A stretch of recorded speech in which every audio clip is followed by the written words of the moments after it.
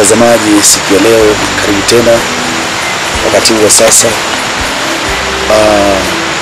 Tunaendelea bado na ushuhuda kwa njia ya somo kufunulia wewe ili upate kufunguka zaidi katika yale ambayo shetani ameyaleta hapa duniani na wana wa Mungu wanayatumia pasipo kujua, ili kwamba Yesu atakapokuja ili kuwanyakua ashindwe, na kwamba baraka za Mungu zishinde kufanya kazi ndani yao. Akatengeneza vitu ambavyo viwanda vyake viko kuzimu, na tutaendelea zaidi kueleza. Sasa kwa kifupi, kabla sijamkaribisha Isaya, napenda kuelezea product ambazo zote zina majina zinaanza na ultra au ultra.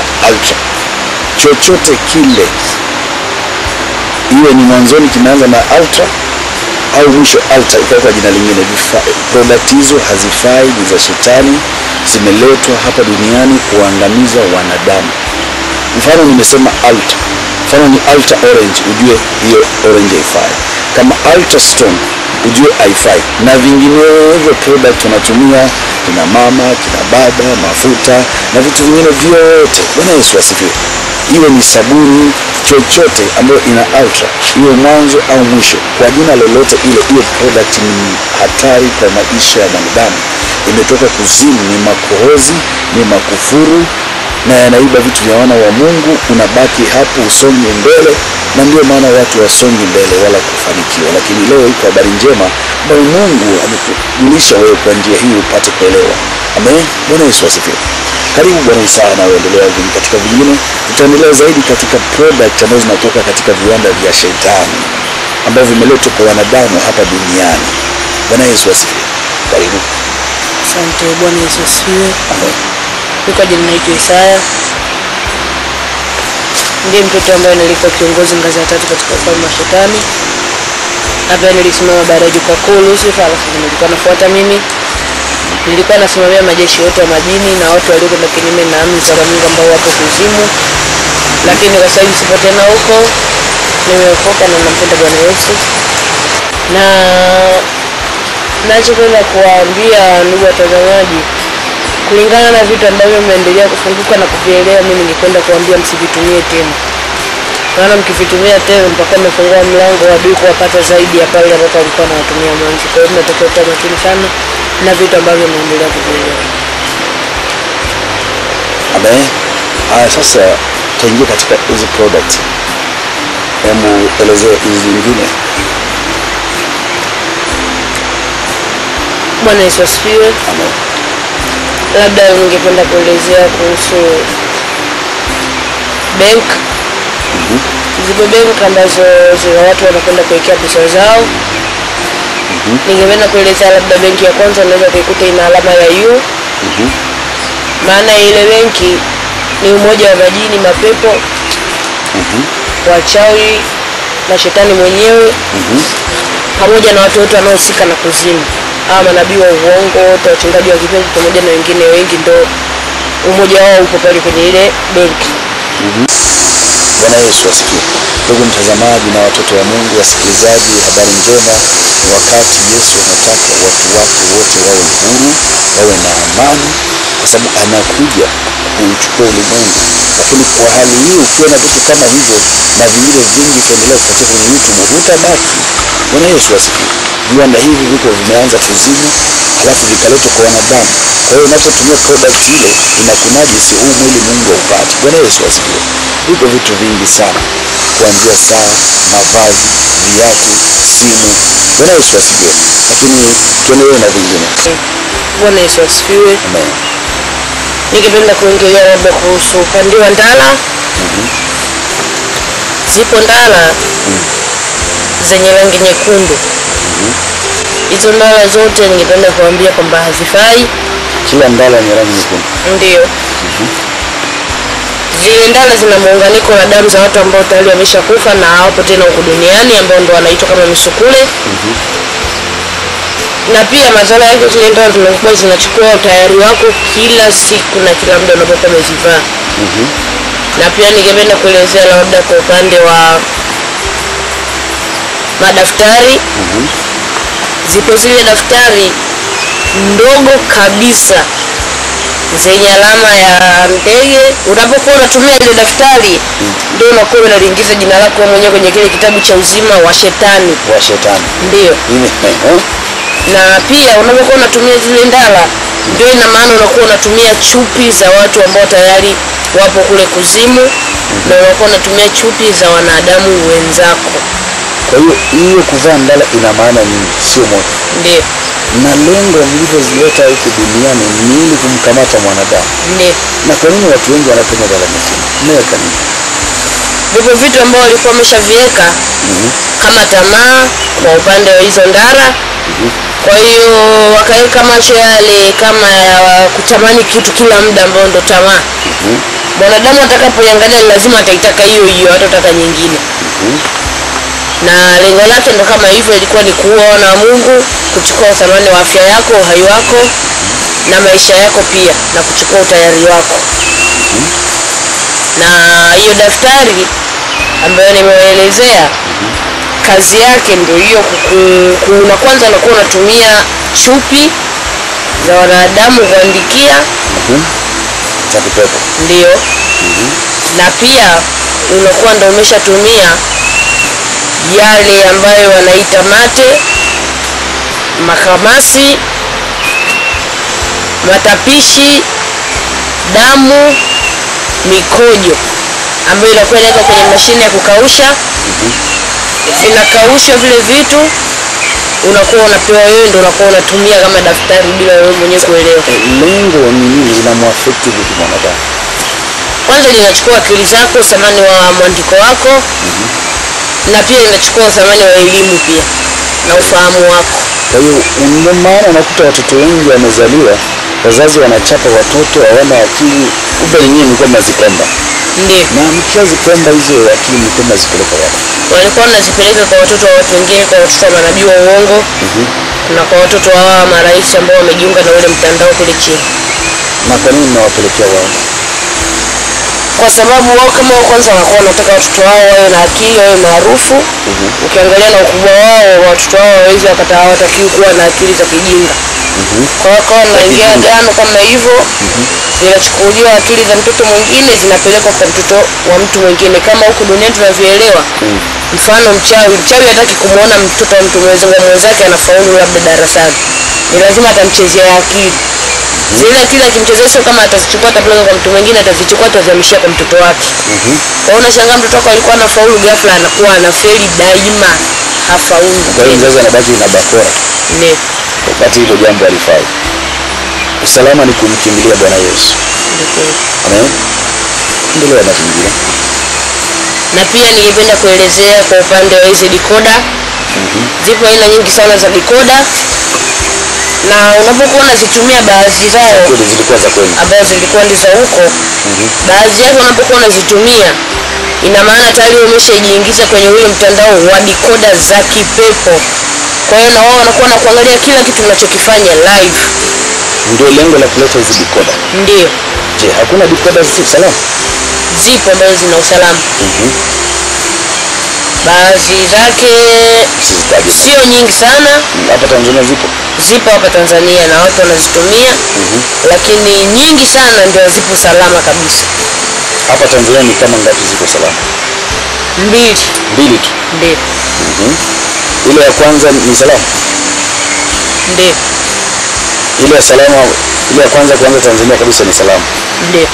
Hizi nyingine achana na hapo. Kwa hiyo huko kuna nyingine ambazo ni mbili nimesema salama, sio za kuzidi. Ndio.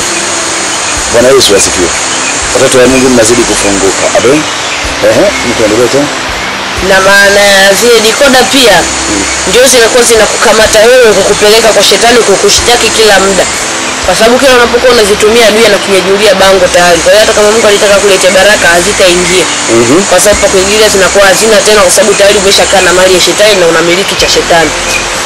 Kwa hiyo inakuwa shetani anageuza, ina maana wewe tayari umeshikana cha Mungu, umekitaka kilicho cha kwake yeye. Lengo kuja kuzuia baraka za wana wa Mungu na Mungu asipate mlango. Kwa hiyo mkahakikisha kwamba mnaziba njia zote mwanadamu asimpate Mungu. Ndio. Ameokoka, hajaokoka, asione furaha ya wokovu wake ni shida tu. Kila mahali mmeweka vitu mpaka kwenye vitasa. Bwana Yesu asifiwe. Na viwanda huko chini viko busy full. Ndiyo. Masaa 24. Ndiyo. Hamna kusimama. Kwa siku mlikuwa mnazalisha kama tani ngapi labda za decoder? Ni nyingi sana kwa kweli. Kama milioni 500 kwa siku moja. Na mnazikatoa duniani. Na sio kwa hiyo, sio kwa siku, ni kwa dakika 5. Dakika 5. Ndiyo. Mlikuwa mnafanya kazi kama wangapi katika kiwanda? Ni wengi sana. Kama wingi wa watu labda kwa upande wa bara la Afrika, kiwanda kimoja. Ndiyo. Na watu ni wale walikufa zamani Misugule. Ndiyo. Viongozi wa kiwanda ni majini. Ndiyo. Na kule nilipoingia nilikuta wale marais ambao wamekufa ustadi majini. Toka mwaka 1949. Niliwakuta kule wanafanyishwa kazi, vibarua, hawalali, au sio? Sasa hivi wanapokufa wakati walikuwa huko duniani ni wafalme, huko vipi mnawafanyaje? Hawatandika tu. Iko hivi. Ukiwa huko duniani kila mtu anataka aonekane yeye ni mkubwa, amiliki. Ajulikane kwamba yani wanataka umaarufu. Ila umaarufu unakuwa huko tu duniani. Ukishafika kule kazi imeisha, unakubali wale ambao walikuwa wanakupa vyeo, ndio inakubidi wewe watumikie wao. Watumikie wao. Kwa hiyo ndugu mtazamaji na msikilizaji, unatafuta pesa kwa wachawi uganga. Ukishakufa wewe ni kibarua wa wao waliokupa huko. Si ndio? Na hicho kibarua ni kibaya. Wengine wanafanya, walikuwa ni marais wanasafisha masufuria. Ni bora anayepika vyakula mama ntilie kwa na maisha mazuri kuliko hao. Sasa huku duniani ulikuwa mfalme, ulikuwa tajiri, unaheshimika na wanadamu wanakuheshimu. Ungo umechukua huko. Hakuna kitu sasa nakupa bure. Hapa utafurahi lakini mateso yanakusubiri. Bwana Yesu asifiwe. Endelea tena Bwana Max wa zamani. Bwana Yesu asifiwe. Na pia ningependa kuambia labda kuhusu vitu vingine. Unaweza kukuta mtu ni tajiri sana. Lakini utajiri wake ni wa mateso. Anaweza kawa anatembelea magari ya ajabu lakini anatembea peko. Kivipi peko? Yaani ni masharti. Anataka utajiri lakini chini havai viatu. Anatembea peko. Au anaweza akawa ana manyumba na magari lakini analala chooni au nje ya nyumba yake. Sasa hapo labda nikuulize, je, hiyo raha ya nyumba pamoja na magari iko wapi? Si ni bora ufuate zako, umfuate Mungu, ufanye yale ya Mungu kama ni mpango wake kukupa, akupatie vya kwake. Na kuna wengine wana magari ya waruhusu kuendesha magari. Niambe? Ndiyo. Kwa nini inakuwa hivi? Ni kwa sababu kama nilivyotoka kuwaelezea, mtu anakuwa anataka umaarufu. Lakini ule umaarufu wake una siri yake ambayo imejificha, ni nzito. Mpaka mtu kuja kuelewa sio rahisi. Na wapo wengine wanaonekana kabisa, mtu anaweza kawa anaendesha magari makubwa huko, magari ambayo ni maarufu, ambayo yanajulikana ni ya bei, lakini anavaa nguo yani huwezi ukaamini ni kama kapurwa huko. Lakini anatembelea magari ya ajabu, ana majumba, ana hela. Au anaweza akawa ni tajiri lakini anaambiwa hakuna kuoa, marufuku kuzaa, pesa zako usisaidie mtu mwingine yoyote, awe mtoto wako, mke wako, baba yako au mama yako. Pesa zako unatakiwa zitumie wewe mwenyewe. Sasa si ni bora ujulikane na umaskini, uongo umeokoteza kitu chochote ukotalisha familia yako kuliko ukiwa na pesa za kitajiri. Bwana Max. Ndugu watazamaji na wasikilizaji, nimeshaona matajiri wa namna hiyo ni wengi. Nakuta mtu ni tajiri lakini achani nywele aogi. Kumbe hayo ni masharti. Watu kama hao si wa kuheshimiwa kabisa, maana ni wabaya, ni wauaji, wanatoka huko na ni watumishi. Dalili ya kwanza, wanadamu wanaotumikishwa na kuzimu ambao wako hapa duniani kuangamiza maisha ya wana wa Mungu. Ninakusii na wewe unayotumikishwa leo urejee kwa Yesu, iko neema. Bwana Yesu asifiwe. Huyu hapa ndio alikuwa anawapa mavyeo, sasa ametoka huko na Yesu kanituma nimtoe. Ndio tunamwaga siri yako, mambo mengi sana ndugu mtazamaji na msikilizaji, ambayo ni ya kuzimu, ambayo yako kwa wanadamu na wanatumia, wanahangaika, hawaoni mbele, kumbe wanao najisi zaidi wenyewe. Bwana Yesu asifiwe. Karibu, endelea tena mwana wa Mungu, damu ya Yesu kufunika. Asante. Bwana Yesu asifiwe. Amen. Na pia ningependa kuelezea kwa upande wa magari. Japo yale magari ambayo yanajulikana kama vile daladala au haisi. Zipo gari nyingi lakini baadhi ya magari hayafai kutumika. Yana maana yake. Unaweza kukuta gari labda ni ndefu, inabeba abiria wengi, lakini maana ya ile gari ni nyoka. Ni nyoka, maana pia kazi ya ile nyoka ni kumeza wana wa Mungu. Unasikia gari inameza inabeba watu wengi. Ndio. Hiyo kwenye upande wa haisi. Na gari ambazo hazina shida ni hizi gari ambazo uko nimeziona nyingi sana ziko kwa Arusha. Zile ndogo ndogo haisi. Zile ndo gari ambazo hazina shida, ziko sawa. Lakini zile baadhi yake ambazo ni ndefu, zile ambazo zinabeba watu wengi, ndio manyoka ya kuzimu. Ukipanda hiyo gari ina maana kwamba wewe tayari umeshaimezwa hapo ndani ya tumbo la nyoka. Bwana, na wewe nilikuwa umepanda. Ilikuwaje? Nilikuwa na umepanda ukanipigia mkono siku hiyo. Ilikuwaje? Sio ni wewe, ilikuwaje? Si kama zile, sio kama zile. Zipo zile ndefu ambazo labda watu wanaziita coaster. Zipo kama zile ambazo watu wanaziita hivyo. Na sasa kazi ya ile gari ndio inakuwa inakumeza. Na maana ukimezwa wewe na maisha yako yamemezwa, uthamani wako wa kila kitu umemezwa, upo ndani ya tumbo la nyoka. Mpaka apatikane mtu akukutoa ndani ya hilo tumbo la nyoka. Kwa hiyo mtu anaweza akashangaa afanikiwi, asongi mbele, haendelei, apate kile anachokitaka, lakini bila kuelewa ni kwa sababu ya hiyo kitu ambayo anatumia yeye kupanda kama usafiri. Bwana Yesu asifiwe. Ndugu watazamaji na wasikilizaji, bado tunaendelea kujifunza na kusikiliza na kubadilika. Yamkini kuna mahali umeangaika mambo hayaendi. Unavyosikiliza na kupona ndivyo unavyobadilika. Bwana Yesu asifiwe. Si mpango wa Mungu watu wa maskini, lakini shetani akabuni namna za kuweza kukutaiti. Ameshindwa katika jina la Yesu. Ni wakati wa kila mtu kumjua Mungu na kumfurahia kama Mungu alivyokuumba na baraka zake uje hapa duniani. Bwana Yesu asifiwe. Haleluya. Haya, tuendelee katika vitu vingine tena. Bwana Yesu asifiwe. Amen. Na pia ningependa kuelezea kuhusu hizi stika. Zipo stika mbalimbali. Unaweza kukuta stika ina alama labda ya mcheza muziki labda maarufu, au labda mwekti movie. Unaweza kuzikuta stika zake zipo na watu wanazinunua. Maana ya zile stika ningependa kuambia hata watumishi wana stika wamesaini. Ndio. Maana yake zile stika ni kwamba wewe tayari unakuwa umeshajibandika pale kwenye hizo stika. Ukiiweka kwenye kitu cha ina maana maisha yako yamebandika hapo hapo. Siku ukija kutoa ile stika ni lazima itakuwa tayari imeshaisha, haina gundi tena. Na maisha yako ndio yanakuwa tayari yameisha, hayana kitu cha kupamna, hayana mwelekeo tena, wala hayana sehemu ya kujishikizia. Yameshaibiwa yote. Ndio. Naona watu wengi wanapiga stika baada ya side ya mtumishi wanasaini. Huo ufunuo ni nyinyi ndio mliotoa. Ndio. Na zile stika mnaweka nini, alafu mlikuwa kazipokeaje vitu vya wanadamu? Zile stika zinakuwa zinaweka mapepo ya wizi. Zinakuwa zinaweka mapepo ya utambuzi. Mapepo ya vunavuna, na firisi, na chuma ulete. Na chuma ulete. Ndio. Alafu sasa mnachumaje? Kupitia zile stika. Kama ni mtu na gari yako ukiwa na zile stika, ina maana ukishika hela tayari wewe umeshachukuliwa vitu vyako.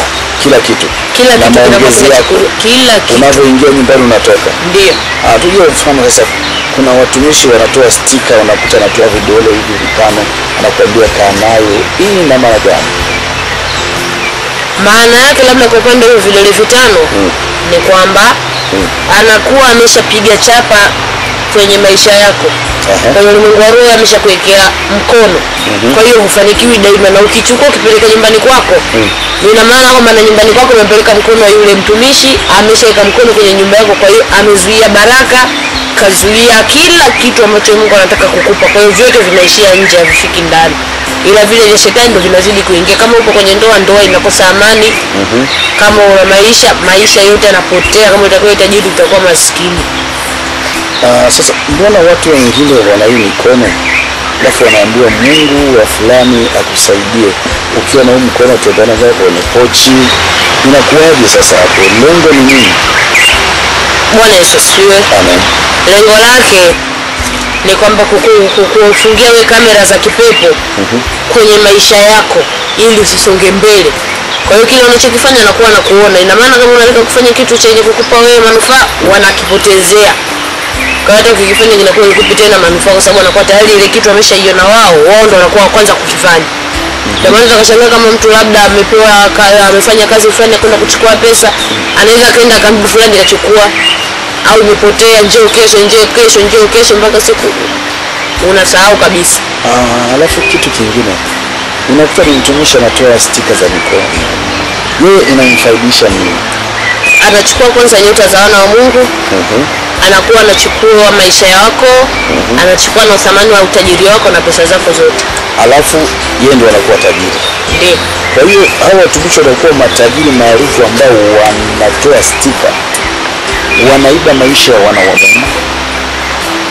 Vile vitu vilikuwa vyaenda kuona Mungu kama ni kondoo makanisani, hiyo ni Marekani, ni Tanzania, mahali popote, hiyo ni China na kanisa, anachukua maisha ya wale watu wote. Wale tunabaki mafukara choka mbaya.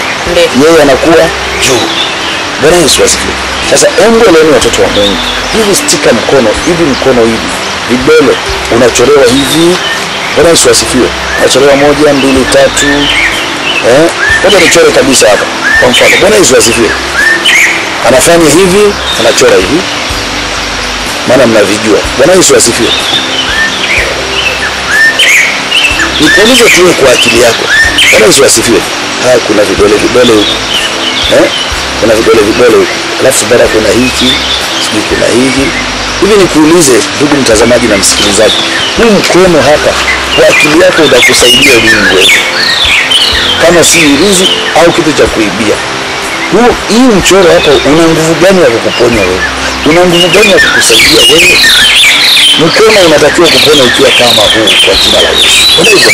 Sasa hii kwanza una mapepo ya wizi, unakufilisi na anawapa wajinga na unakufanya kuwa taira. Wengi mnatakiwa mchome dunia nzima katika jina la Yesu. Amen. Ukiweka kwenye mfuko huu mkono unaiba. Kwa hiyo nao manyumbani, nao mekucha, mesao mchome katika jina la Yesu. Uwe na akili ili muone Mungu. Amen. Hebu tuendelee Bwana Isaya katika mambo mengine, maana haya yote ulikuwa unawapa, si ulikuwa unawekea mikono bana, unawapa hizo mbinu. Sasa Yesu amekutoa ili ueleze yale ambayo uliyatenda.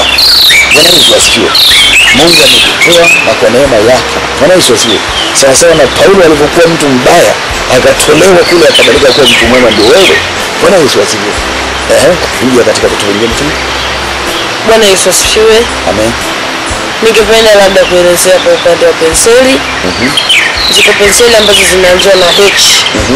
Maana zile penseli ni Hilal. Ambaye kazi yake yeye ni kuchukua watu na kusajili watu kwenye zile dini za wenzetu. Na unapokuwa unaingiza kwenye hiyo dini yake, ni ina maana kwamba wewe tayari amechukua maisha yako, kachukua nyota, kachukua utajiri, kachukua nguvu zako za kila kitu, kachukua thamani wa kila kilicho chako na baraka zako amefunga. Ina maana hutofanikiwa. Na swali. Kwa hiyo sasa kumbe sio mpaka mtu aende kwa mganga ndio kutoa kitu. Kuna vitu tu kutumia vitu vyenyewe tayari ni vya kichawi, vinaiba vitu vyako. Ndio.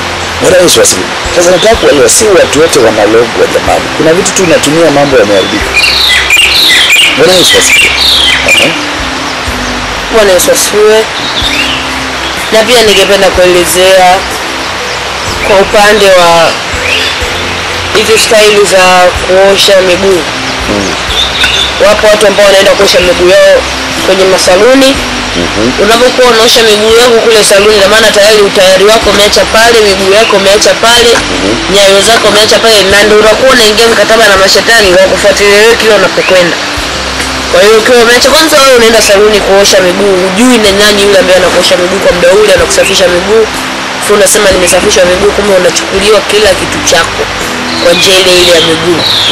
Labda ningependa kueleza, mchawi hata akikamata t-shirt yako, labda hata nguo yako yoyote, kufua, ana uwezo wa kuiba kila kitu kupitia hiyo nguo yako. Sasa wewe ambao unapeleka kabisa miguu yako, unaenda kuosha miguu yako, unafikiri hapo utakuja kupata vitu gani? Ndio unaweza kashangaa mtu anasema mimi sifanikiwi, magonjwa ya ngozi yamtoke, miguu na vimba. Mtu aende mbele, weka kila siku ni kurudi tu nyuma. Ni kwa sababu lakini bila kuona, ni kwa sababu ya hiyo staili ya kwenda kuosha miguu saloni. Jambo lingine ambalo napenda kuelezea, kuna watu wanavaa hizi kucha. Ana kucha zake kabisa kawaida, inawezekana kwenye mkono, lakini baadaye anaweka nyingine juu yake. Ile anapoweka nyingine juu yake, anaweka maisha yake anayafunika na kucha ya jini. Kwa hiyo baraka zake hazioni, jini anachukua ya kwake, anamwachia ya jini. Hebu elezea na hapo vizuri mlikuwa mnavyoiba. Bwana Yesu asifiwe. Kwa sababu ni watu wengi wana makucha ambao wanakucha wamekumbwa na Mwenyezi Mungu nzuri, lakini kuna kucha nyingine zinawekwa juu yao, wanaweka na super glue zinashika. Hebu eleza maana yake kidogo, lakini mwagusie kidogo. Bwana Yesu asifiwe. Maana yake ni kwamba yule jini wanapokuwa wanaiba, wanakuwa kwanza ukibandika tu, na maana kila kitu kimeshachukuliwa. Ukienda tu ukinuia kitendo cha kunuia akasema nibandike, ina maana kwamba kila kitu kimeshachukuliwa. Kwa mpaka ukiweka wewe ni box, kuna kitu tena na uendelee mbele. Na pia unakuwa unachukuliwa thamani wa kucha nyingine zote. Ni watu wengi sana nimeona nazo hizo kucha, lakini ningependa kuambia ndugu zangu kwamba hazifai. Tupa, chomoa kama bado unazo kwenye mikono yako. La pia wanaweza kuchukua maisha yako kupitia hizo kucha pasipo mwenyewe kujielewa, na ndio unakuwa unazikwa sasa rasmi kwenye makaburi ya wale ambao tayari wanapelekwa kule kuzimu. Yapo makaburi yao ambayo yapo kwenye kijiji cha Shetani, tunaitwaje kijiji? Freeman Village. Ndio unakuwa unazikiwa hapo. Kwa hiyo uendelee mbele, watu wanaweza kukuona kwa duniani unatembea kumbe ni box bila wewe mwenyewe kujielewa. Na swali, katika kijiji cha Freeman Village cha Joka huko kuzimu anachoishi yeye, anapozika watu wanakufa kabisa, tunakuwa mnawaona watu wanafukiwa bila ya kufa. Kwa hiyo ni wazima wote ni mateso. Ndio. Na kwa nini wanafanya hivyo? Ni kwa sababu ya hasira aliyokuwa nayo. Na wewe unawaambia nini wanadamu kuhusu hasira alionayo Shetani kuhusu wanadamu? Bwana Yesu asifiwe. Hasira ambayo Shetani anayo juu ya wanadamu, kwanza yeye binafsi ana hasira kwa kitendo cha kukamatwa na aliyetumwa na Mungu ambaye ni mtume na Nabii Hebron, na anajua kwamba ana uwezo ulimwengu mzima utamrudia Mungu. Sasa ile hasira yote ana uwezo hata kuingizia wewe hasira yake akakukamata popote unapoingilia. Sasa kukamata yeye, ana watoto wake ambao ndio majini na mapepo hao na wengine. Ina maana akisha kushika yeye tayari kupitia mtoto wake, wewe unazikwa moja kwa moja mpaka hatima za mwisho unakuwa unakufa. Ni sana huko duniani mtu akichukuliwa kifika mzima, si lazima atakufa tu mwishowe. Ndio unakuwa na yeye anakuwa ni vile na kuchukua, kisha tupo huko lazima ufe. Tunakuja katika kitu kingine, tuingie katika maswali mchanganyiko. Bwana Yesu asifiwe. Kuna watumishi huku duniani unakuta anachungwa amelishika hivi au epo, analibadilisha kuwa embe, alafu anatumia kwa jina la Yesu. Je, hapo ni vipi? Hebu elezea kidogo. Bwana Yesu asifiwe. Hapo ndio kitu ambayo inaitwa ni mazingaombo, yanakuwa yanatumika, ambayo walikuwa wakitumia sana watu wa zamani. Walikuwa wanaenda hata mashuleni huko. Sasa hivi ndio wale watu wamenyang'anywa, sasa wanatumia hao watumishi au manabii. Sasa wanapokuwa wanatumia ile, kwanza yapo mapepo ambayo yanashirikishwa. Kuna elezea vizuri. Yapo mapepo ambayo yanakuwa yanashirikishwa mahali pale anapokuwa anafanya kile kitu, kile kitendo. Yale mapepo yakishafika, anawarushia ile chungu au anamrushia embe. Lakini watu hamnamuelewi kitu gani kinaendelea pale. Kabisa anakuja kibwili. Ndio. Yanachukua embe lile, anamrushia, anachukua chungu, anawarushia chungu. Kwa hiyo nyinyi mnaona tayari kitu kimebadilika bila nyinyi kuelewa. Ni hapo mapepo ambayo yanakuwa yanambadilishia pale. Kama vile watu ambao wanapokuwa wanaenda kubadilisha hela zao, labda dola, wanaenda kubadilisha hata za Tanzania, na wao ndio inakuwa ipo vile vile. Kuna swali lingine labda nikuuliza. Kuna watumishi wanaingia makanisani, Naweza kukwambia Mungu amenionyesha kuna nyoka kwenye kompyuta, anafungua kule na mkuta, au anakuambia twende chooni, twende pale, twende pale, anachomoa misumari, anachomoa manyoya vya kuku, anawatolea watu misumari kwenye mifupa. Au wanafanyaje na wao? Bwana Yesu asifiwe. Hayo pia ni kama nilivyokwisha kuambia, ni mazingaombo. Na yapo mapepo ya kitengo cha utambuzi. Linakuwa linamuonyesha nenda pale. Yanaika kitu pale sehemu ambayo anakuwa anaenda. Kwa hiyo akikiona akwambia twende sehemu fulani, nenda, anatoa bila wewe mwenyewe kuelewa. Yapo mapepo ambayo yanaviweka kwanza vile vitu afa anawaambia nenda sasa ukamuonyeshe atoe. Lakini lengo lake ni kupata pesa yako wewe tu. Kwa sababu mwanadamu akisha na maajabu kama ni lazima atajue ni Mungu ndo amefanya, amemuonyesha kwa hiyo ndio, lakini sio yapo mapepo ya njia ya utambuzi. Kama Tanzania sasa hivi, nafikiri Kenya, Afrika Mashariki, Afrika, huu ugonjwa umeingia katika makanisa. Watumishi wanaitwa watu wa mtu, wanasema wameokoka, ndio wanafanya kwa kuotolea watu miba, machupa. Hapo mmekwisha kupata jibu. Hapo hakuna roho ya Mungu kabisa. Hao wanatafuta pesa, ni wachawi, ni washirikina. Bwana Yesu asifiwe. Lakini iko habari njema ya kuelewa. Bwana Yesu asifiwe. Unatakiwa ujiulize mwanadamu, wewe jua limeingia hapa saa ngapi? Nywele imeingia saa ngapi huku? Ni mazingaombo, vitu vinakuwa kwenye mikono, lakini iko neema siku ya leo. Labda ningependa kuelezea kwa upande wa Biblia. Zipo Biblia ambazo sasa hivi zimewekwa kwa njia ya simu. Zile Biblia ndio Biblia ambazo shetani mwenyewe alizibuni, ambaye ni Lucifer. Baada ya kuona zipo zile ambazo sasa mpango wa Mungu ambazo zimeletwa kwa njia ya vitabu, yeye akaamua kuweka ya kwake kwa njia ya simu ambayo ni internet. Labda unapokuwa unatumia ile Biblia, ndio unaingiza rekodi ya kila kitu chako unachotaka kukifanya wiki ijayo, mwakani, mwezi ujao, jana ulichokifanya, ndio unaweka rekodi yako pale bila wewe mwenyewe kujielewa. Na pia ndio unakuwa unampa thamani wa kila kilicho chako, na anakuibia thamani ya kusoma neno la Mungu kupitia ile Biblia yake. Na zaidi huelewi. Bwana Yesu asifiwe. Biblia iliyo salama ni Biblia ya kitabu ambazo unaishika mwenyewe. Hizi za kwenye internet ni Biblia sawa, lakini ziko roho imewekwa hapo. Unaposoma kuna vitu vinachukuliwa katika ulimwengu wa roho. Bwana Yesu asifiwe. Na watu wengi wanatembea na iPad wanasoma Biblia. Wacha, soma kitabu Biblia kamili, kimili ishike, utaelewa. Bwana Yesu asifiwe. Hii yote ni Yesu amekuja kuwafungulia habari njema, maana ulimwengu umekwisha kutekwa na shetani.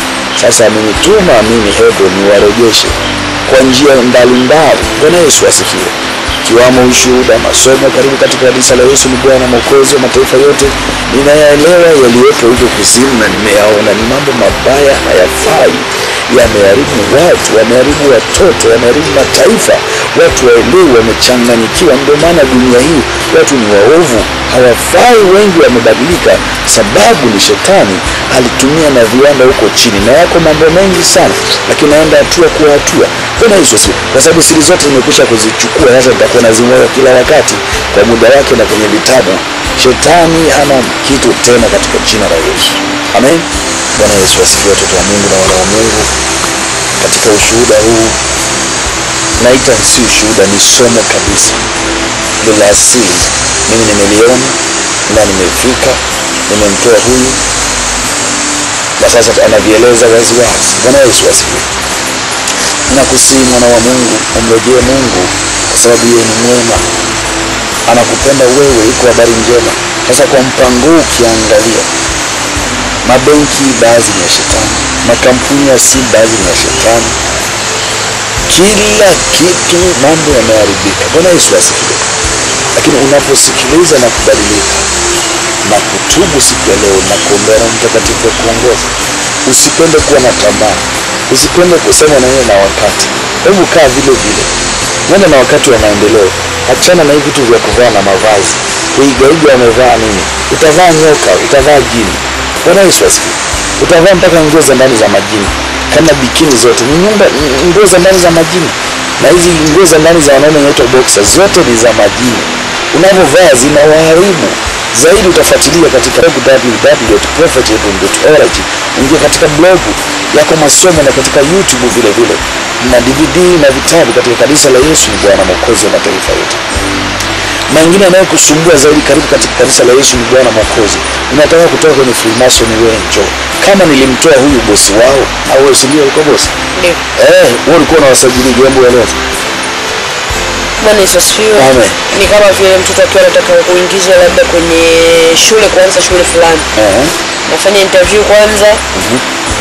Anatoa sadaka. Anapewa mtihani wa kufanya.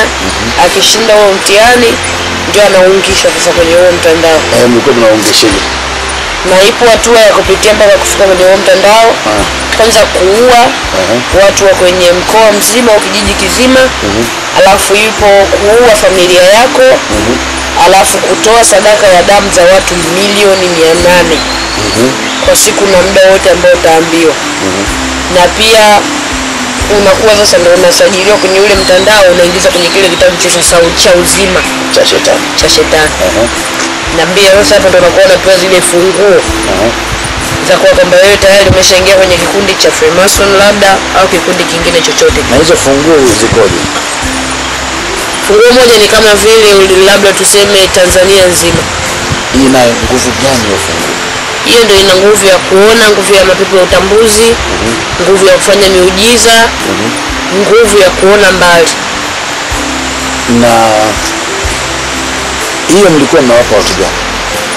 Maana katika Freemason kuna wafanyabiashara, kuna wajenzi, kuna wakulima, kuna wachawi, kuna marais, kuna wabunge, kuna wanasiasa, kuna watu wa viwanda, kuna watumishi, ni wote kwa ujumla. Walikuwa ndio wanapewa hizo funguo. Ndio. Kwa hiyo kila alikuwa anaingia hapo katika ameua watu wengi. Ndio. Sasa nikuulize swali. Wewe ulivyoingia na wewe? Hapana. Wewe ulikuwaje? Kwa kweli sielewi. Kwa sababu mimi nilipokuja kupata ufahamu, nilikuwa tayari nimeshajikuta nipo kule. Sasa kwa kweli mimi sikuweza kufanya kitu chochote kile zaidi ya kusimamia tu watu basi. Labda nikupe story. Unajua wewe ulichukuliwa wakati gani? Hapana. Siku moja wakati namuomba Mungu kuhusu habari ya wewe. Na siku ile mama yako anabeba mimba yako. Labda nikupe habari ile leo hii ulikuwa hujui. Kwenye ulimwengu wa roho kuna jini laitwa Sandra. Ulishakuuliza unafahamu Sandra? Ndio.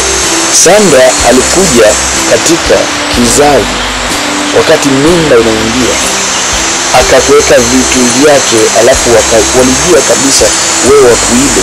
Ndio pale walipokutekea kabla hujazaliwa. Kwa hiyo unavyosema ni sawa, yeye alikuja kuwa kwani kule kuzimu ulikuwa unamuita wewe sana, sio mama?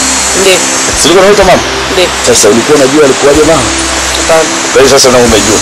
Ndio. Bwana Yesu asifiwe. Kwa hiyo mmeelewa watoto wa Mungu walio kwenye Freemason, mtoke huko. Bwana Yesu asifiwe. Mje mumrudie Yesu. Lakini wale walioenda kutesa wana wa Mungu watakutana na Mungu peke yake. Huyu hapa alitekwa, ndio Bwana ametolewa. Lakini uliyejipeleka utakutana na Mungu mwenyewe. Bwana Yesu asifiwe. Na sikudanganye mtu akiingia Freemason anaanza kujitoa. Anaenda kujitoa mwenyewe. Wangapi hakuwako wanamuziki ulikwisha kuniambia walikuwa wanataka kujitoa Marekani maarufu, wakataa kumrudia Yesu mkawaua.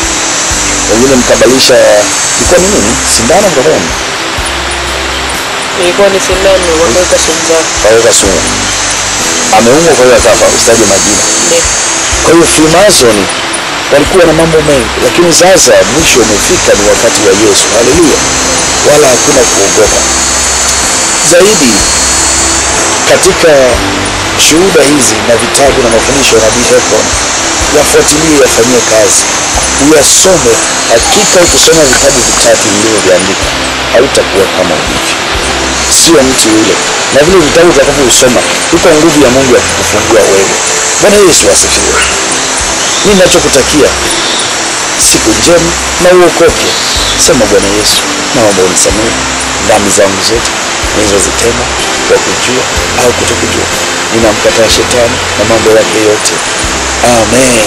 Mungu akufunike kwa damu yake. ya mwanawe Yesu Kristo wa Nazareti. Karibu sana katika kanisa la Yesu ni Bwana Mwokozi. Tuabudu pamoja, Mungu akutengeneze, ubatizwe. Bwana Yesu asifiwe. Ujue ukweli na usikubali katika makanisa kutoa pesa, michango. Hizo ni formula za Freemason ambayo hawa ndio walikuwa na watuma kuchukua pesa. Sadaka za ujenzi, sadaka za kolekti, za ubatizo, hawa ndio wanawatuma alafu wanawapa Freemason. Bwana Yesu asifiwe. Lakini sasa yeye ametoka na wanadamu wengi mnang'ang'ania kutoa. Wewe katoe, unajimaliza, haziendi mbinguni. Huo ndio ukweli. Na wanaofanya hivyo Mungu hawajui, ni maadili wa Mungu. Kwanza wamemdharau Mungu kabisa. Kwa sababu neno la Mungu nasema nimekupa bure, toa bure. Na Biblia inasema nyumba yangu ni nyumba ya sala. Unapochangisha umemdharau Mungu. Sasa unaunganishwa na ile roho ambayo Shetani alimdharau Mungu akatupa duniani, na wewe unaofanya unatupa kuzimu. Kwa hiyo connection inaendelea ile ile. Utadai kujiita Mkristo kumbe Mkristo wewe box. Na ndipo mahali Biblia inasema msishangae wapagani watakuwa waingia kuliko wanaojiita Wakristo. Bwana Yesu asifiwe. Na msidanganywe na ulokole. Hakuna kitu kibaya kama ulokole, mimi nawaambia. Yesu akuleta ulokole, ameleta wokovu. Ulokole ni watu wanakuwa uvivu, hawafanyi kazi, yani wajabu maskini. Lakini kwa wokovu, wewe uliokoka siku ya leo, kataa kuitwa mlokole. Ulokole ni pepo, na linaenda kwa cheni yake na roho hiyo hiyo. Ndio maana ulokole wanasema watu wengine ni wapendwa, wanajiita wapendwa. Niko ile swali, hao wengine ni wachukiwa? Mungu watu wote ni sawa. Ujue ulokole una shida na wanaita wapendwa. Kwani hao ambao hawajaokoka ni wachukiwa? Mungu alipenda ulimwengu, anawapenda watu wote, anawataka. Bwana Yesu asifiwe. Lakini Mungu hawaiti wengine wachukiwa. Tayari mnakosoa uumbaji wa Mungu. Tutaonana muda mwingine. Mungu akubariki. Bye. Amen.